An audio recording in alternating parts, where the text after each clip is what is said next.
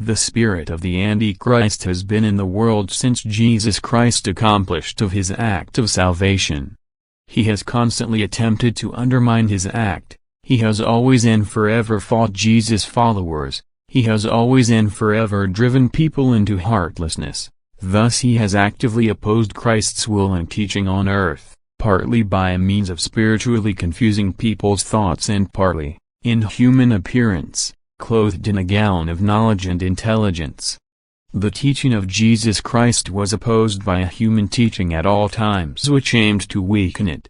Thus it was anti-Christian, and this has always been Satan's work, the work of forces from below which intended to cause people's desertion from God or to obstruct their way to him. And this anti-Christian activity is steadily on the increase and will be blatantly self-evident before the end. Satan himself will be active on earth in human form, the Antichrist in person, whose activity will be extremely ominous for the whole of the human race.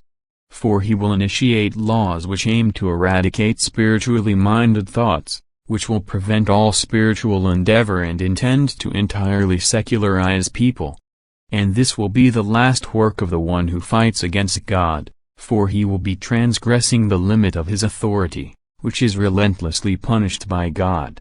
The change of worldly events will be rapid, extensive worldly changes will occur in short succession and a ruling power will come to the fore by wanting to direct the state of affairs of all nations and, instead of order, will cause utter disorder.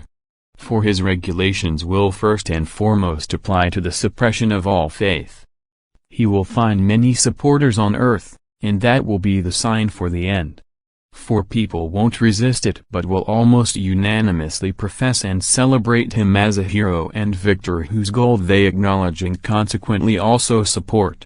And this will be the start of the most difficult time for believers. It will seem incomprehensible to them what is going on in the world. It will seem incomprehensible to them that God's love and patience allow his most sacred name to be slandered and ridiculed and Jesus Christ's followers to be ostracized and pursued in a most brutal way. Yet they penetrate the truth of the divine word evermore, which has predicted all this, and thus they also faithfully commit themselves to God's guidance. The Antichrist rages in a most frightening way. He dazzles people by the actions he implements with support of strength from below. Satan himself works through him as the opposing spirit of the one who works in the living creations of love and faith, in people, who love God above all else and firmly believe in him and thus have to suffer great adversities due to God's opponent.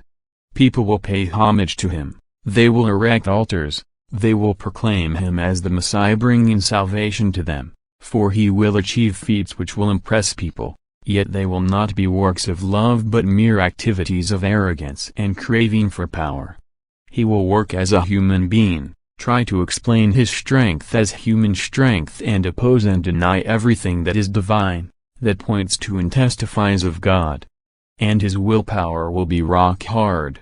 He will give orders, and anyone resisting his command will be destroyed by him. He will seek to prohibit all teachings of Christ, all knowledge of him and his act of salvation. He will try to drag everything through the mud and regally reward those who assist him in his quest against Christ, just as he, full of hatred, will also take actions against his followers. The Antichrist's stature will be recognizable by its external good looks, by his physical strength. For Satan conceals himself so as not to be recognized for who he is.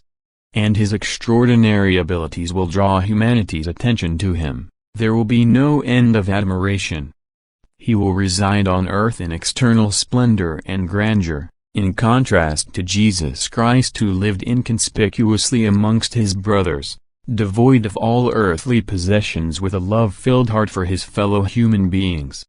But the Antichrist's heart will be callous and unemotional towards all worldly hardship and yet humanity will jubilantly applaud him, blinded by his external brilliance and strength.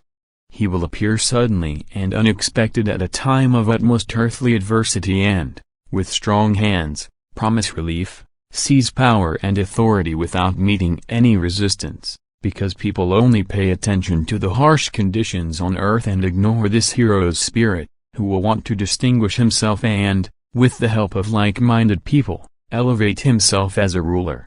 And then the end will be near. For the resulting battle of faith will be the prelude to the entire work of destruction of earth.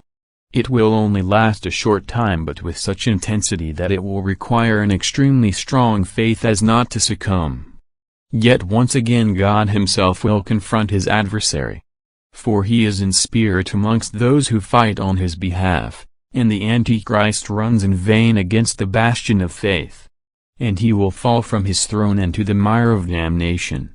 His government will not last long, but will cause unspeakable misery amongst the whole of humanity, which will predominantly support him and abandon all faith in God, which will believe his earthly implementations and will thus finally also share the damnation, for it will be subject to God's adversary and therefore also share his fate. And this will be the end.